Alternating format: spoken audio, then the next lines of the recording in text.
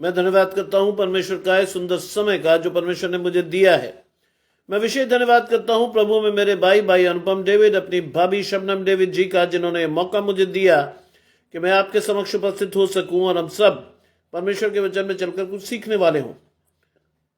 आइए परमेश्वर के वचन में चलने से पूर्व अपनी आंखों को कुछ समय के लिए बंद करेंगे और परमेश्वर से पवित्र आत्मा के दान को मांगेंगे। आइए हम प्रार्थना करेंगे।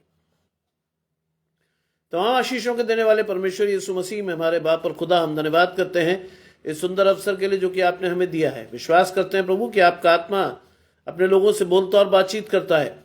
आने वाले समय में प्रभु जितने आराधकों को आपने चुना है, बारी बारी से सब आकर अपनी आशीषों को ले सकें और प्रभु हम सब परमेश्वर के वचन में चलकर कुछ सीखने वाले हों, और ना सिर्फ सीखें बल्कि उस वचन पर चलकर आपकी आशीषों को ग्रहण करने वाले हों। आपके आमद का समय हमारे लिए आशीषित हो प्रभु। सब कुछ मांग लेते हैं आपके प्रिय पुत्र यीशु मसीह के नाम से, सुने और ग्रहण करें, आमीन। आइए पढ़ने के लिए मेरे साथ निकालेंगे रोमियो की पुस्तक, उसका 13 अध्याय, उसके 8 से 14 पद। रोमन्स चैप्टर 13 वर्सेस 8 to 14, जिसमें लिखा है, आपस के प्रेम को छोड़कर किसी बात में किसी के कर्जदार ना हो, क्योंकि जो दूसरे से प्रेम रखता है उसी ने व्यवस्था पूरी की है।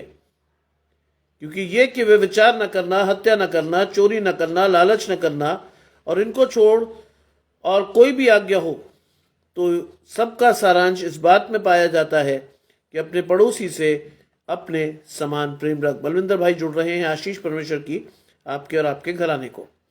प्रेम पड़ोसी की कुछ बुराई नहीं करता, इससे प्रेम रखना व्यवस्था को पूरा करना है। समय को पहचान कर ऐसा ही करो, क्योंकि अब तुम्हारे नींद से जाग उठने की घड़ी आ पहुंची है। क्योंकि जिस समय हमने विश्वास किया था उस समय के विचार से हमारा उद्धार निकट है। रात बहुत बीत गई है और दिन निकलने पर है। इससे हम अंधकार के कामों को त्याग कर ज्योति के हथियार बांध लें। जैसा दिन को शोभा देता है वैसा ही हम सीधी चाल चलें, ना कि नीला क्रीड़ा और पियक्कड़पन, न व्यभिचार, न लुचपन, न झगड़े और डाह, वरन प्रभु यीशु मसीह को पहन लो और शरीर की अभिलाषाओं को पूरी करने का उपाय न करो। ये परमेश्वर का वचन है। परमेश्वर का धन्यवाद हो। गजानंद भाई मेरे साथ जुड़ गए। आशीष परमेश्वर की आपके और आपके घराने को। आज परमेश्वर का ये वचन हमें बहुत कुछ सिखाएगा। पहली आयत कहती है, आपस के प्रेम को छोड़ किसी बात में किसी के कर्जदार ना हो। आपस के प्रेम, आपस का प्रेम वास्तव में वो प्रेम है जो परमेश्वर ने हमसे रखा, बिना किसी लालच और स्वार्थ के,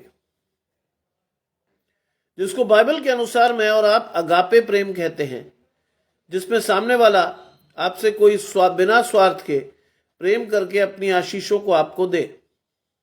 वो है अगापे प्रेम। और वो लिखता है, आपस के प्रेम को छोड़कर किसी बात में किसी के कर्जदार न हो। माया जी जुड़ती हैं। आशीष परमेश्वर की आपके और आपके घराने को। किसी के कर्जदार ना हो, क्योंकि जो दूसरे से प्रेम रखता है उसी ने व्यवस्था पूरी की है। ध्यान से सुनिएगा कि जो दूसरे से प्रेम रखता है, दूसरे का मतलब अपने घराने से बाहर। जब आप और मैं किसी दूसरे के हित की चिंता करते हैं, आप और मैं जब पूरे विश्वास से परमेश्वर की ओर देखते हैं, तो यह आशीष है जिसके अनुसार बाइबल कहती है कि आपने व्यवस्था को पूरा किया।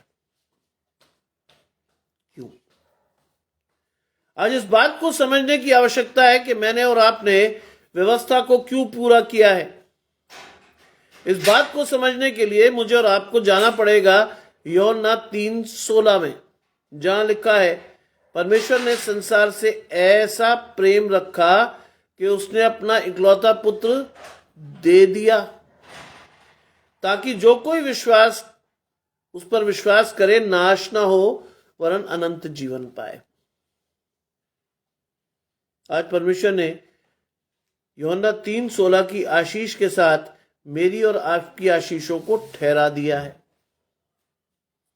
कहता है कि जो दूसरे से प्रेम रखता है उसी ने व्यवस्था पूरी की।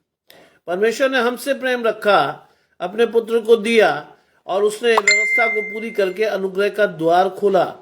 आज ये आशीष परमेश्वर ने आपको और मुझे भी दी है कि मैं और आप भी व्यवस्था को पूरी करने में परमेश्वर के सहायक हो सकते हैं।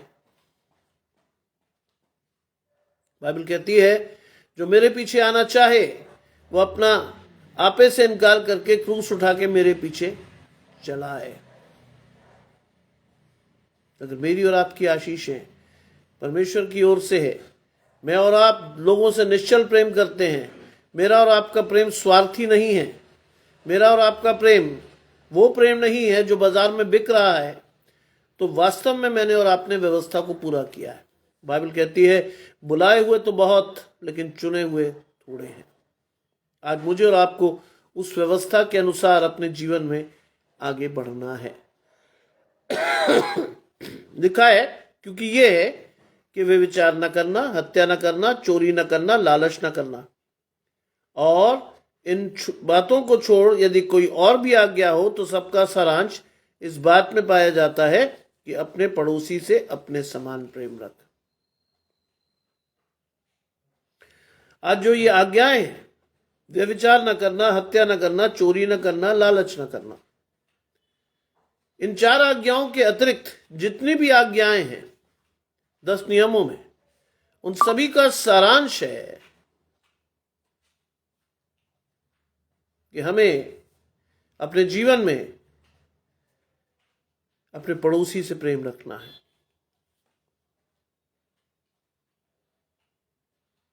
बाइबल कहती है यदि तुम अपने लोगों से प्रेम करते हो या तुम अपने परिवार के हितों की चिंता करते हो तो क्या अलग करते हो? अन्य लोग भी तो ऐसा ही करते हैं, जाहिर सी बात। मैं और आप परमेश्वर में अलग कैसे हैं? मुझे और आपको परमेश्वर ने अलग कैसे किया है? मेरी और आपकी आशीषें परमेश्वर की ओर से हैं या नहीं हैं, इस बात को मुझे और आपको सीखना, समझना है, जानना है मुझे और आपको कि मेरी और आपकी आशीष परमेश्वर से होनी चाहिए।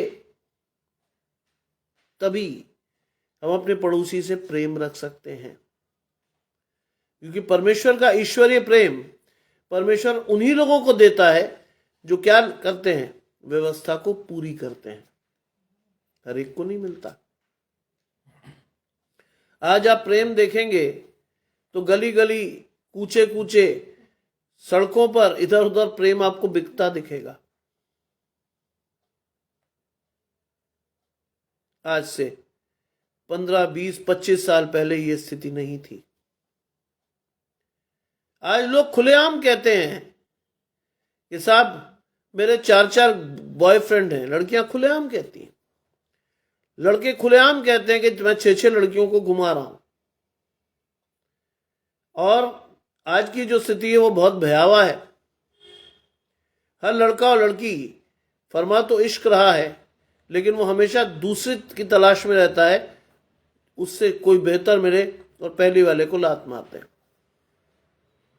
बाइबल ये नहीं सिखाती। बाइबल ये नहीं सिखाती। बाइबल का बड़ा स्पष्ट निर्देश है कि परमेश्वर का प्रेम तुम में बना रहे, परमेश्वर के उस प्रेम में स्थिर रहो जिसके लिए तुम क्या हो, बुलाए गए हो। आज शैतान प्रेम गली गली बंटवा रहा है। हाँ, पर मैं उसके अधिकारी नहीं है। 6 आज्ञाओं का सारांश कहता है कि अपने पड़ोसी से अपने समान प्रेम रख। अगर आपकी लिए कोई व्यक्ति खड़ा है जो आपके परिवार का नहीं है, ध्यान रखिएगा, बहुत ध्यान से सुनिएगा। अगर आपके लिए कोई व्यक्ति खड़ा है जो आपके परिवार का नहीं है, यदि कोई व्यक्ति आपको समय दे रहा है, तो आपकी और मेरी जिम्मेदारी उसके प्रति बहुत बढ़ जाती है। आपका और मेरा विश्वास उसके प्रति बहुत बढ़ जाता है। ऐसे व्यक्ति को अगर आप और मैं धोखा देते हैं तो वास्तव में ध्यान रखिएगा, हम परमेश्वर को धोखा दे रहे हैं। हम परमेश्वर को धोखा दे रहे हैं,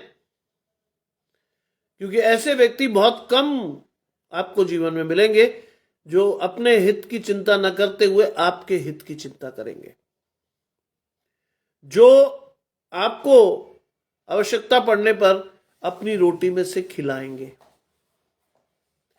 जो आपको अपनी आशीषों में से आशीषें भाग के रूप में देंगे, निस्वार्थ। बाइबल कहती है, क्या कोई भले व्यक्ति के लिए मरने का साहस कर सकता है? नहीं। यही सही है, आज की स्थिति यही है। हम एक दूसरे को नीचा दिखाते हैं, यह मसीह स्वभाव नहीं है। अगर आपको कोई नीचा दिखाना चाहे, प्रत्युत्तर में कुछ मत कहिएगा, उसके लिए प्रार्थना कीजिएगा। बाइबल कहती है कि अपने सताने वालों को क्या करो? आशीष दो, श्राप न दो। बाइबल कहती है अगर कोई तेरा दोहर मांगे तो उसे अपना कुर्ता भी दे दे। कोई तुझे बेगारी में 1 कोस ले जाए तो उसके साथ 2 कोस चला जा। क्या ही है? परमेश्वर की प्रेम के उदाहरण है ये। इसलिए समझ लीजिएगा इस चीज को। हमारा स्वभाव परमेश्वर जैसा होगा तभी हम ये कर पाएंगे, वरना आप उस दिन मेरे साथ भी ये चीज हुई थी। एक बुजुर्ग महिला अचानक से सब कुछ छोड़ के मेरे पास आई और उसे बैंक जाना था। उसको पता नहीं मुझ में क्या दिखाई दिया और उसने कहा, बेटा मुझे वहां तक छोड़ देगा। मैं जा नहीं रहा था वहां, लेकिन अचानक से परमेश्वर की आशीष मुझे दिखाई दी, जो तेरे को 1 कोस बेगार में ले जाए उसके साथ 2 कोस चला जा। मैं चला गया उसके साथ। मुझे नहीं मालूम आशीष कहां से आएगी। बाइबल में लिखा है कि अपना काम करके ईश्वर पर छोड़ दो, वही तुम्हें प्रतिफल देगा। खुशी की बात है। मैं उन्हें छोड़ आया। मैंने कहा और कहीं जाएंगी? बोले नहीं बेटा, बैंक ही जाना था। मैंने चाहिए, मैं जा नहीं रहा था। हमें और आपको भी ये सीखना है कि मैं और आप अगर कुछ नहीं भी कर रहे और अगर कोई व्यक्ति हमारे सामने आकर खड़ा होकर हमसे कुछ मांग रहा है, विश्वास से दीजिए। मैं आपको एक छोटी सी बात बताता हूं। मेरे नाना लाहौर के थे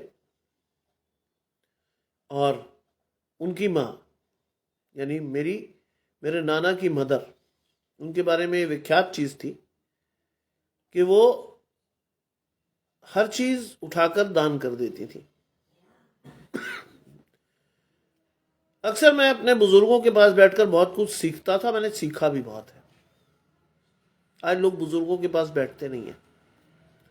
कल के वचन में मैंने आपको इसीलिए कहा था कि बहुत सारे लोग बुजुर्गों को उपेक्षा की नजर से देखते हैं कि वो किसी काम की नहीं रहे, लेकिन बुजुर्ग आपको जिंदगी के वो सबक दे सकते हैं जो किसी किताब में नहीं मिलते। उन्होंने मुझे कहा कि मैं अपनी मां को कई बार बहुत याद करता हूं। बुजुर्ग थे वो, 80 साल के। मैंने बड़ी उत्सुकता से पूछा, क्यों? ऐसा क्या था आपकी मां में जो आप उसे याद करते हो? तो उन्होंने याद कराया मुझे कि लाहौर में उनका एक बड़ा सा घर था और उनकी मां जब खाना खाने बैठती थी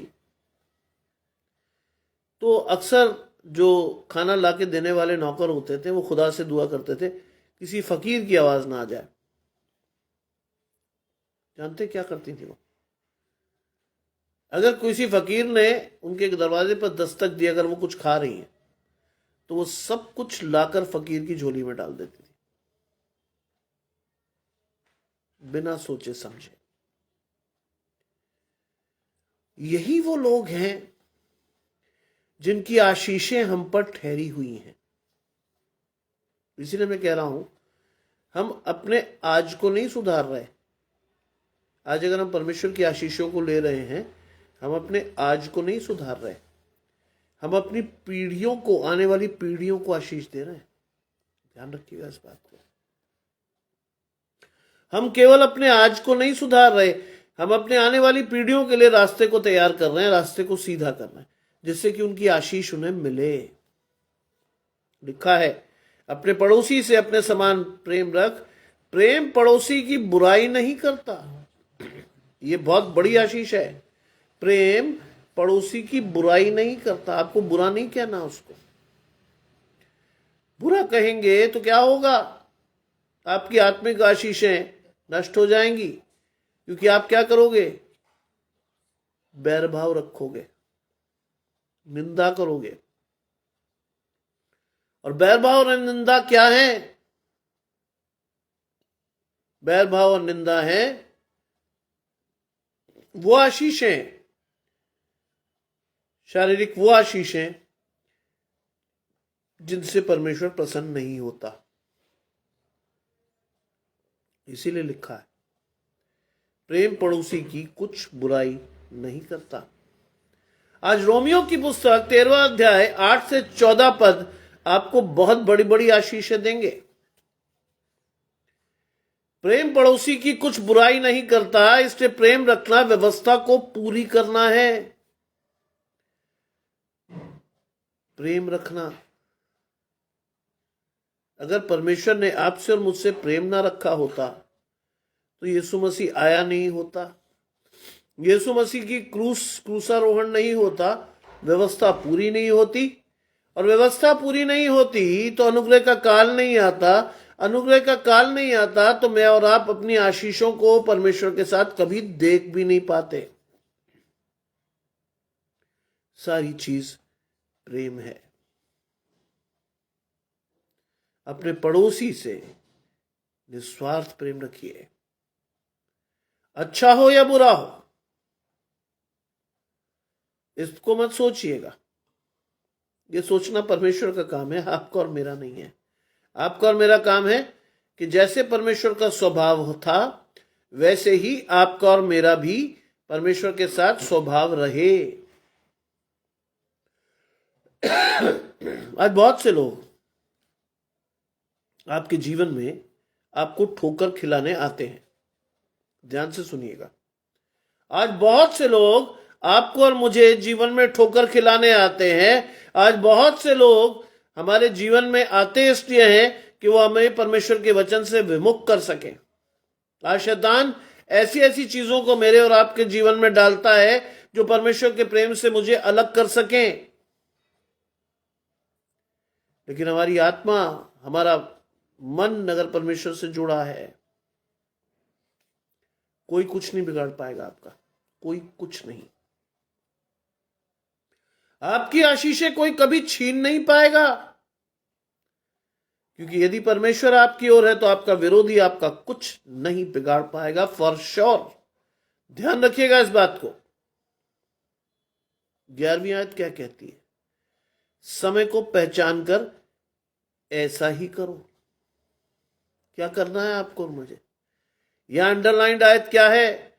समय को पहचानना है। योगेश भाई मेरे साथ जुड़ रहे हैं, ध्यान रखिएगा। कल सुबह योगेश भाई का ऑपरेशन है और हम सभी कल सुबह सर्वप्रथम उनके लिए प्रार्थना करेंगे कि परमेश्वर उनके ऑपरेशन को सक्सेसफुल करे और उनकी आशीष परमेश्वर के साथ जुड़ी रहे। लिखा है समय को पहचान कर ऐसा ही करो। कैसा करना है? एक दूसरे से प्रेम रखो, निस्वार्थ प्रेम रखो। अगर आपको और मुझे कोई गिराने के लिए आए तो उसे आशीष दो। बाइबल में लिखा है तेरा बैरी यदि भूखा हो तो उसे खाना खिला, अगर वो प्यासा हो तो पानी पिला। ऐसा करके तू उसके सिर पर अंगारों का ढेर लगाएगा। बाइबल की आशीष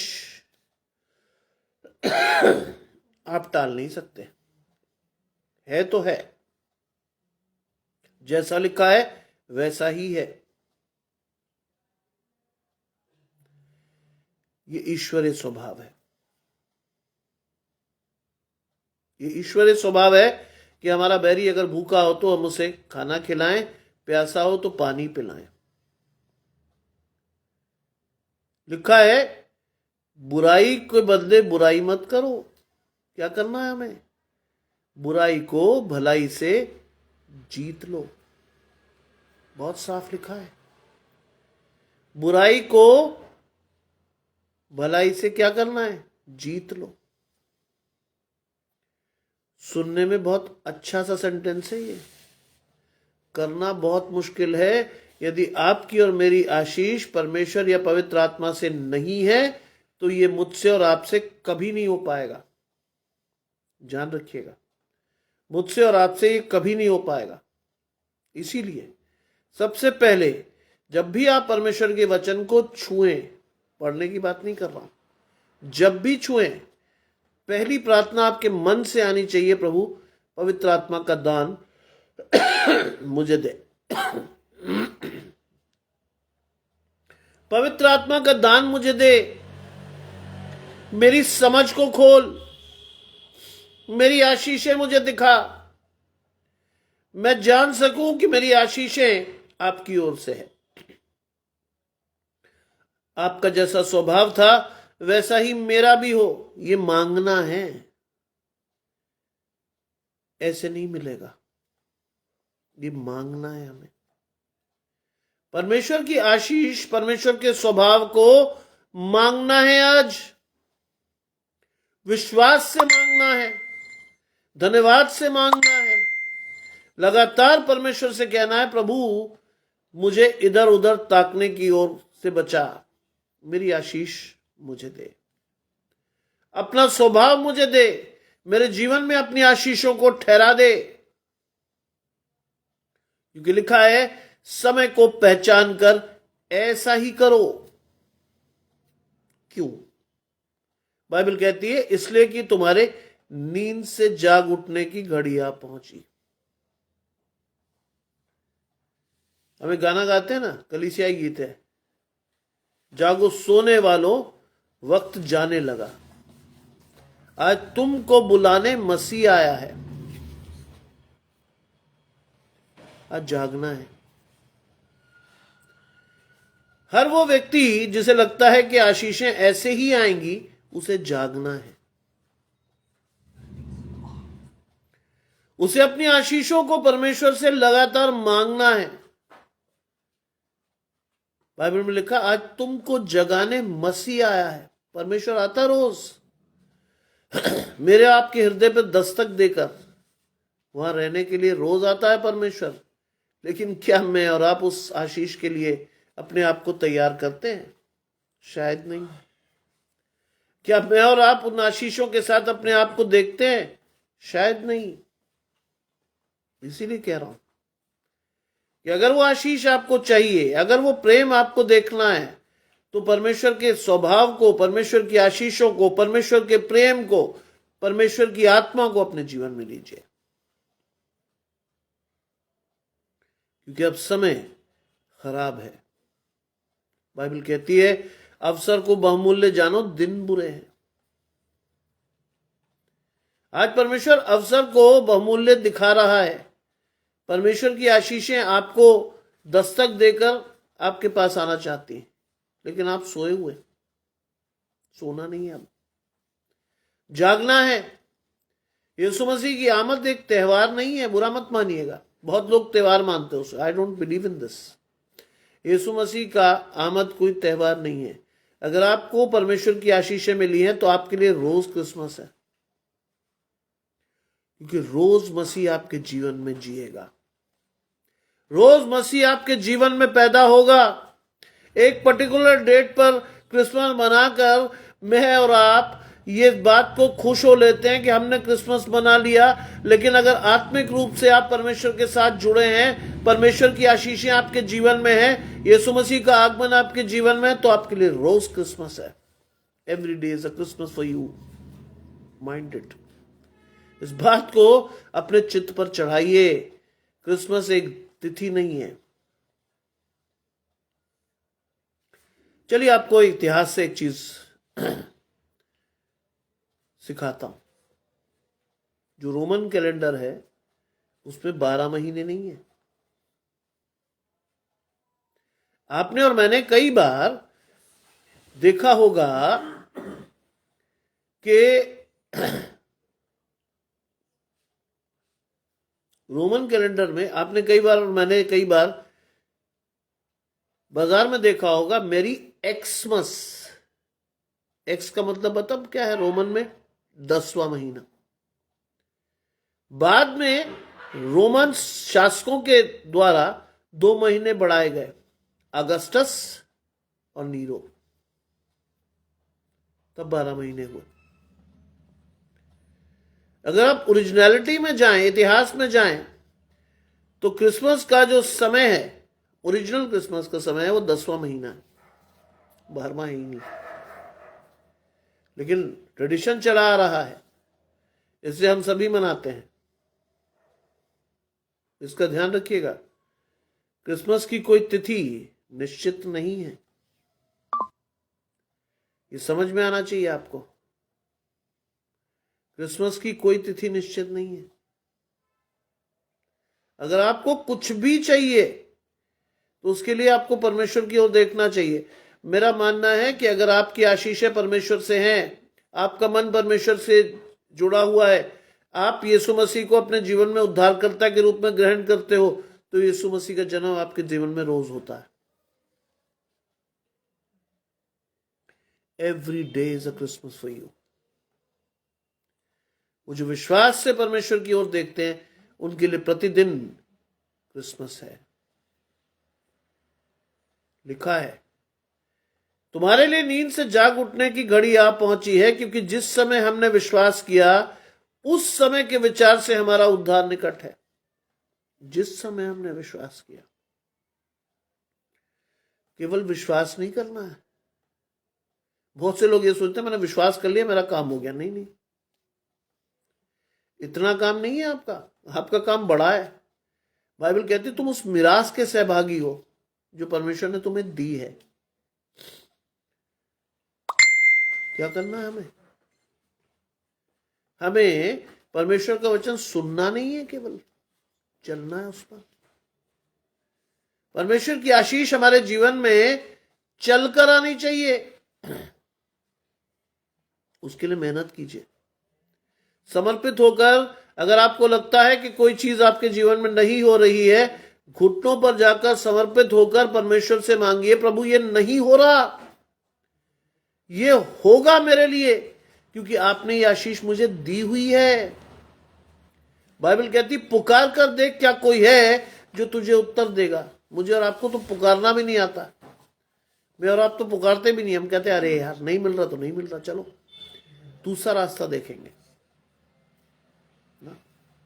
पुकार कर देख, लगातार पुकारिए, लगातार पुकारिए, क्योंकि आपकी आशीष परमेश्वर से है।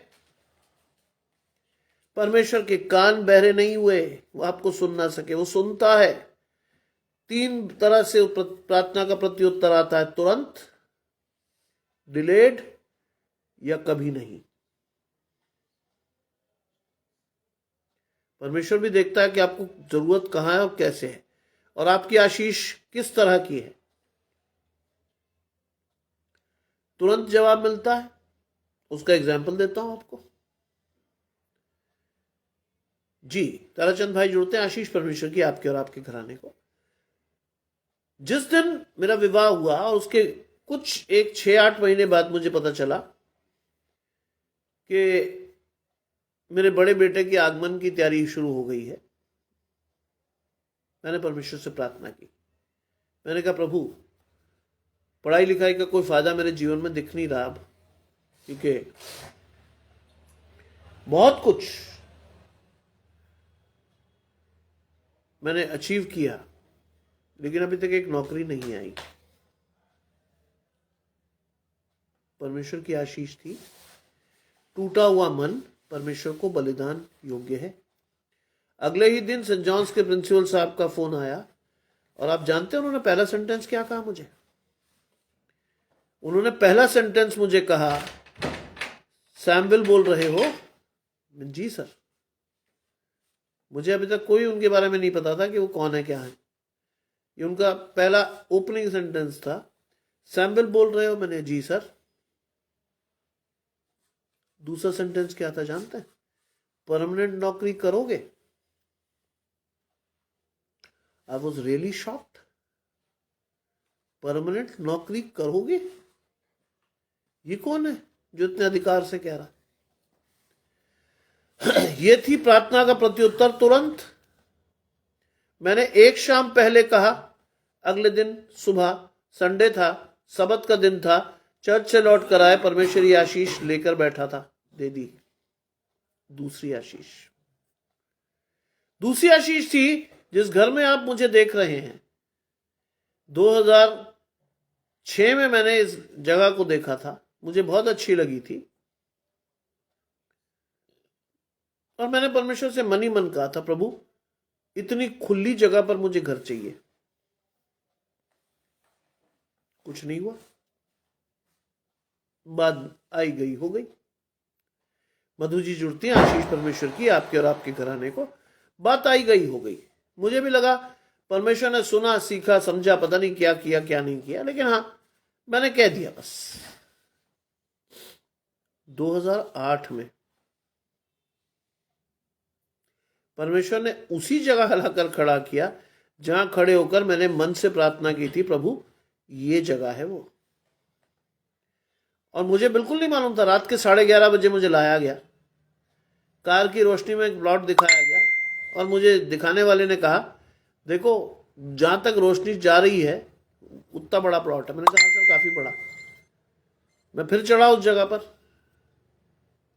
रात के 11:30 बजे ने फिर प्रार्थना की, प्रभु ये तेरी ओर से हो तो ये मुझे मिले, नहीं हो तो नहीं ही सही।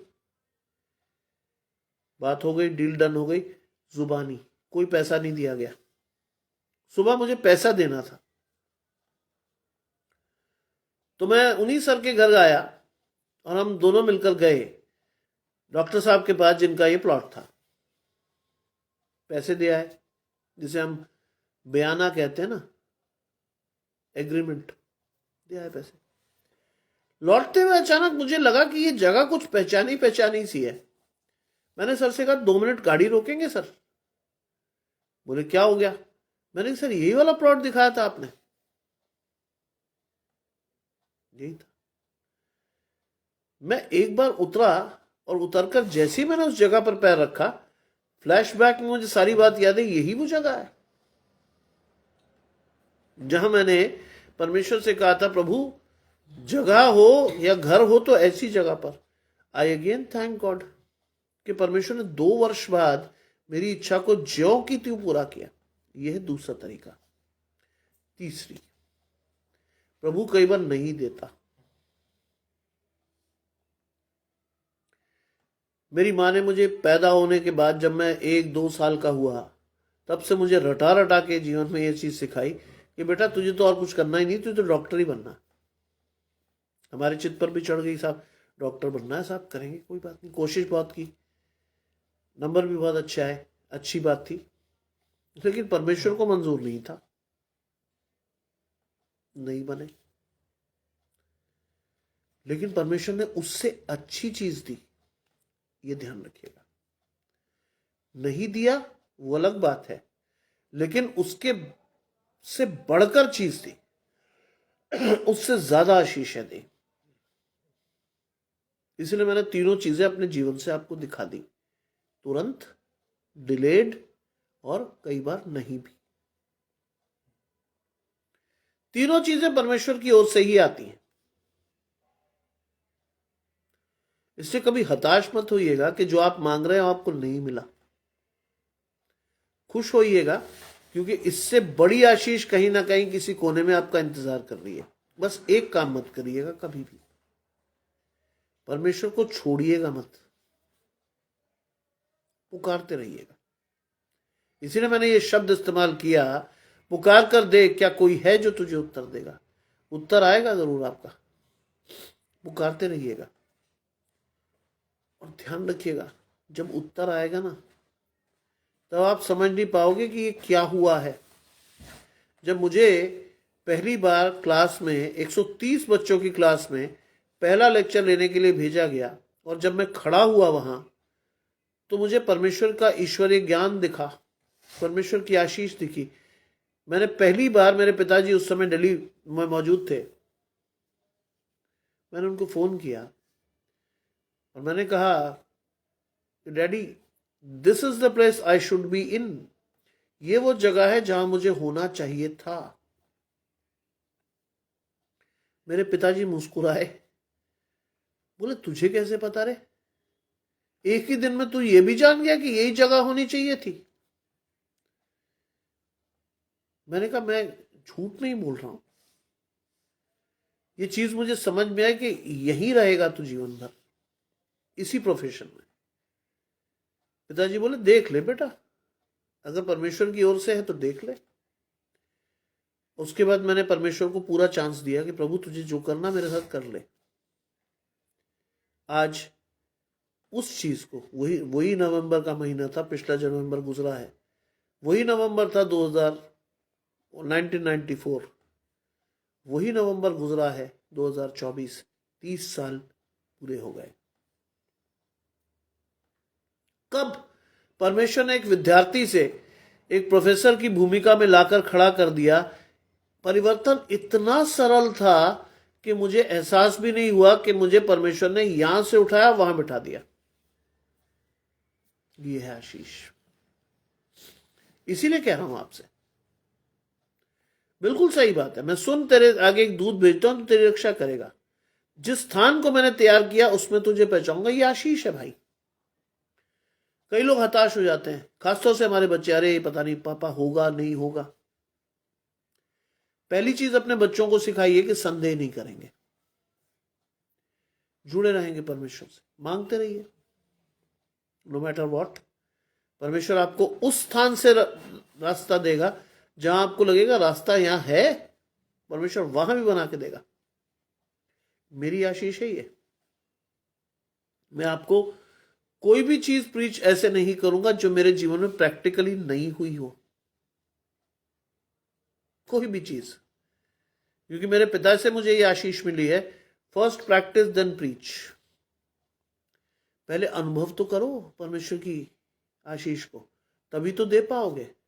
ऐसे नहीं कि गले से बोलते हो बहन और भाइयों, brother and sister, God is going to do this for you. नहीं, मेरे ऊपर किया है परमेश्वर ने, तब मैं आपको दे रहा हूं, जिससे कि अधिकाई से आशीष आपके जीवन में ग्रहण कर सकें आप।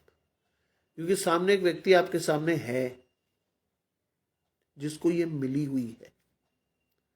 ऐसे नहीं बिना एग्जाम्पल के अगर मैं खड़ा कर दूं तो आप, बाइबल कहती है परमेश्वर को तो आपने देखा नहीं, कैसे विश्वास लाओगे?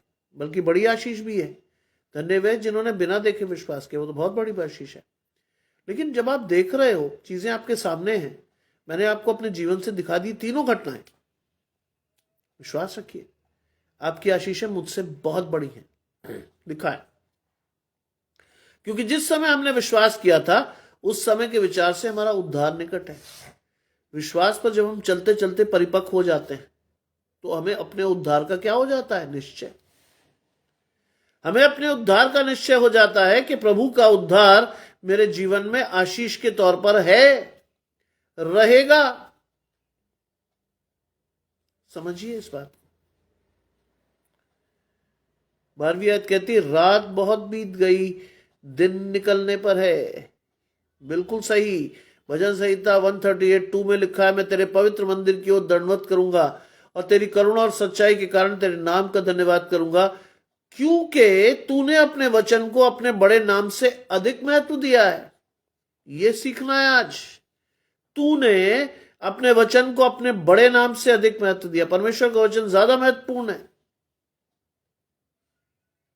इसलिए कहता हूं पढ़िए। इस आगमन काल में परमेश्वर के वचन को जितना पढ़ेंगे, सिर्फ कहने के लिए नहीं कह रहा हूं मैं आपको, जितना पढ़ेंगे आपकी आशीषें उतनी स्पष्ट होती चली जाएंगी। आपका दर्शन उतना स्पष्ट होता चला जाएगा। आपको समझ आएगा कि क्या करना है क्या नहीं करना है। बाइबल में लिखा है, संसार के सदृश न बनो। परमेश्वर ने आपको संसार से अलग खड़ा किया है। आपकी आशीषें लोगों को दिखनी चाहिए। यह नहीं कि मैं और आप भी शराब पी के शादियों में उल्टे सीधे डांस कर रहे हैं। उसके लिए नहीं ठहराए गए हम। बिल्कुल, बाइबल कहती है यहोवा मेरे लिए सब कुछ पूरा करेगा। हे यहोवा तेरी करुणा सदा की है, तू अपने हाथों के कार्यों को त्याग ना दे।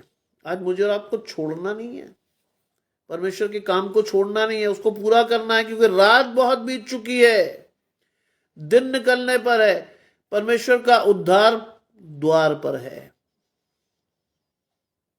क्या चाहता है परमेश्वर हमसे? ध्यान से सुनिएगा। दिन निकलने पर है, इसलिए हम अंधकार के कामों को त्याग कर ज्योति के हथियार बांध लें। कैसे होगा ये? अंधकार के कामों को आप और मैं कैसे त्यागेंगे? खुद से तो त्याग नहीं पाएंगे। कैसे त्यागेंगे? बाइबल में साफ लिखा है, अवश्य है कि मैं घटूं, परमेश्वर मेरे जीवन में बढ़े। बहुत सीधी सी बात। यह आशीष दिखने में छोटी है, लेकिन है बहुत बड़ी। अवश्य है मैं घटूं और परमेश्वर मेरे जीवन में क्या करे? बढ़े। और जैसे जैसे परमेश्वर बढ़ेगा, हमारे जीवन में शारीरिक लालसाएं, हमारे जीवन में वो आशीषें जो शैतान हमें आशीष समझकर दे गया है, वो कम होती चली जाएंगी। और हम अपने नए मनुष्यत्व को, जो आध्यात्मिक है, जो पुनरुत्थान की आशीष के बाद हमें मिलना है, जिसके द्वारा अनंत जीवन की आशा मुझे और आपको मिलनी है, क्या होगा? वो है ज्योति के हथियार।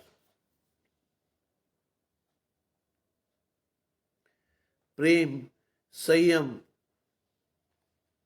कृपा, धीरज, ये वो चीज हैं जो है ज्योति के हथियार। इसके द्वारा बिल्कुल रहे उसी का ध्यान। तुम गाते हैं इस गाने को, हमें ध्यान परमेश्वर के रखना है। इधर उधर मत ताकिए, परमेश्वर आपसे बातचीत कर रहा है, इधर उधर मत ताकिए। जानते हैं आज के वचन में मेरे बेटे ने सहायता की। मैं तो अभी अभी लौटा हूं, ज्यादा समय था नहीं मेरे पास। उसने मुझे पूछा, इसको पढ़ के बता रहा हूं, मेरी दवाइयां उसने मुझे दी, खा रहा था। उसने कहा मैं पढ़ के बता रहा हूं, क्या आपने इस पे प्रचार किया? जब उसने पढ़ा, दूसरी लाइन में मैंने कह दिया नहीं। कहते इस पे करो प्रचार। यह आशीष है परमेश्वर की, यह अनंत जीवन की वो आशीष है जो परमेश्वर आपको और मुझे आज के सुंदर शाम को देना चाहता है, क्योंकि दिन निकलने पर है। परमेश्वर का उद्धार द्वार पर खड़ा मेरा और आपका इंतजार कर रहा है। परमेश्वर के स्वभाव के अनुसार मुझे और आपको इस आशीष को लेना है। इसलिए लिखा है कि अंधकार के कामों को त्याग कर ज्योति के हथियार बांध लें। इस चीज के अनुसार चलिए। आज लिखा है जैसे दिन को शोभा देता है, उजाले में जो काम करने चाहिए परमेश्वर के, वो हमें शोभा देने चाहिए। लोग हमें देखकर हमसे आशीष ले, दुखी ना हो। क्या लिखा है? जैसे दिन को शोभा देता है, वैसे ही क्या चलें? सीधी चाल चलें। कब चलेंगे? जब परमेश्वर हमारे मार्गों को सीधा कर देगा तो हम सीधा ही चलेंगे, टेढ़ा तिरछा नहीं जाएंगे, क्योंकि हम अपनी समझ का सहारा नहीं ले रहे। संपूर्ण मन से परमेश्वर पर भरोसा रखेंगे, उसी का स्मरण करके सब काम करेंगे तो हमारे मार्ग सीधे होंगे परमेश्वर की तरफ। सीधी चाल चलिए। क्या क्या नहीं करना है देखिए, साफ लिखा है। मैं नहीं कह रहा, लीला क्रीड़ा। आज लोग कहते हैं ना साहब, मेरे 4 बॉयफ्रेंड और तेरी 6 गर्लफ्रेंड्स। पहली बात मना कर दी गई है, लीला क्रीड़ा। आज परमेश्वर हमें इस बात से रोकता है कि हमारे संबंध इधर उधर ना हो। बाइबल में लिखा है अपनी जवानी के दिनों में की पत्नी के साथ संतुष्ट रहे।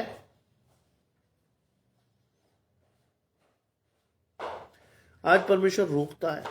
शैतान कहता है अरे कर ले यार, कोई दिक्कत नहीं है, बहुत बढ़िया, दुनिया कर रही, तू काहे को रुका हुआ है। कई बार हमारे घरों में ये चीजें हमें दिखती रहती हैं, लेकिन हम बच्चों से डर के मारे बोलते नहीं उन्हें, अरे यार काहे को चीखे चिल्लाएगा, हाय हाय मचाएगा, हम डर के मारे कहते नहीं उसे। हम जाने देते हैं उसे शैतान के साथ, जाने मत दीजिए। 2 दिन कला होगी, तीसरे दिन बच्चे को समझ में आ जाएगा बात सही है, क्योंकि उसकी आशीषें उसको दिखाई है। तो कम से कम आप और मैं तो दिखाते भी नहीं है, दिखाइए तो उसको कि बेटा ये गलत है जो तुम कर रहे हो, ये बाइबल के अनुसार नहीं है। तुम्हें परमेश्वर ने लोगों से अलग करके ठहराया है, तुम परमेश्वर के दिए हुए भाग हो, ये सिखाइए अपने बच्चों को।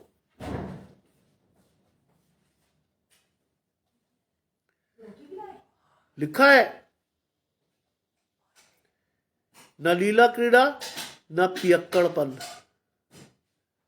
बहुत से लोग कहते हैं अरे साहब क्या दिक्कत है, पीने की क्या बात है, दुनिया पी रही है, हमने पी लिया तो क्या हुआ। दुनिया कुएं में गिरेगी, दुनिया नरक में जाएगी। क्या आप अपने परिवार से नरक में जाने को तैयार हैं? अपने आप से पूछिए, क्या आप और मैं तैयार हैं नरक में गिरने के लिए? नहीं। आज परमेश्वर ने मुझे और आपको उद्धार की आशीष दी है, इसलिए इंतजार कीजिए परमेश्वर की आशीषों का, पियक्कड़ मत बनिए। क्योंकि पीने के बाद आपको और मुझे पता नहीं होता शैतान आपसे मुझसे क्या क्या करवा सकता है। अपनी आशीषों को कभी शैतान के हाथ में मत दीजिएगा, आप मूर्ख बनकर अपनी आशीषों को खो देंगे। लिखा है, न व्यभिचार। आज तो व्यभिचार चारों तरफ है, मोबाइल से उठा लीजिए, घरों में देख लीजिए, शैतान का पूरा हमला, आपको बचकर रहना है। लिखा है ना लुचपन में, हम एक दूसरे की बुराई करते फिरते हैं, एक दूसरे से लुचपन मत करिए। क्योंकि बाइबल कहती है जैसा परमेश्वर का स्वभाव था तुम्हारा भी वैसा ही हो। परमेश्वर ने कभी ऐसी हरकतें नहीं की। यीशु मसीह को कभी आपने देखा कि उसकी बुराई उससे, इसकी उससे? नहीं, हमको नहीं करनी है। न झगड़े और न डाह में। बाइबल कहती है जहां झगड़े हो रहे हो हाथ जोड़ो, निकल जाओ। बाइबल में बड़ा साफ लिखा है, बहुत साफ लिखा है बाइबल में।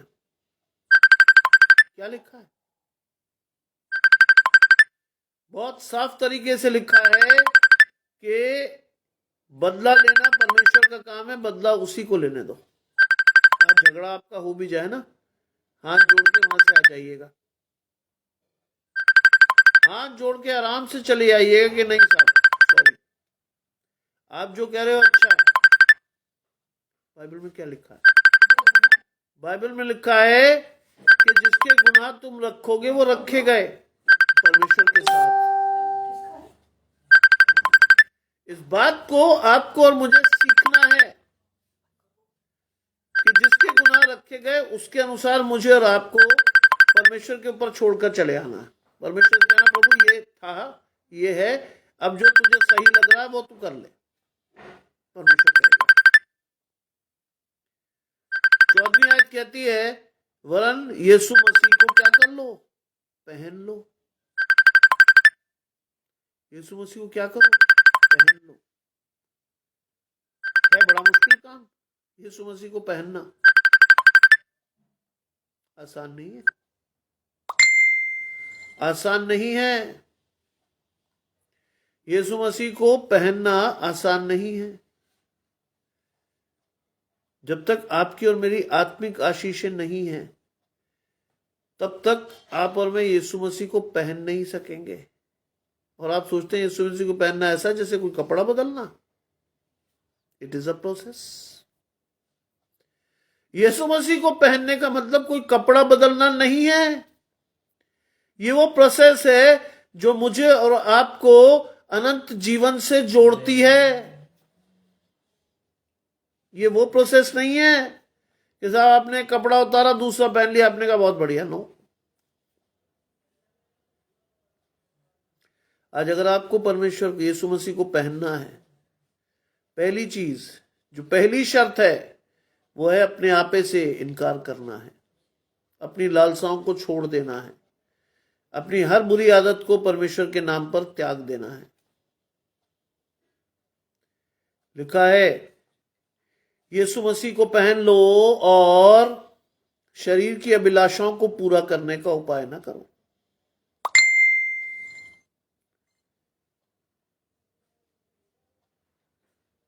परमेश्वर की शरीर की अभिलाषाओं को पूरा करने का उपाय ना करो। बहुत साफ तरीके से परमेश्वर का वचन आपको और मुझे निर्देशित कर रहा है। इसके बाद मुझे और आपको इन आशीषों को अपने जीवन में लेकर चलना बाकी रह गया बस। परमेश्वर का वचन आपको चेता रहा है, आपके जीवन में एक बीज की तरह बोया जा रहा है। अब आप उसको कितना रिस्पॉन्ड करते हैं, कैसे लेते हैं, ये आपके ऊपर मैसर है, आपके ऊपर निर्भर करता है। How do we respond the call of God in our lives?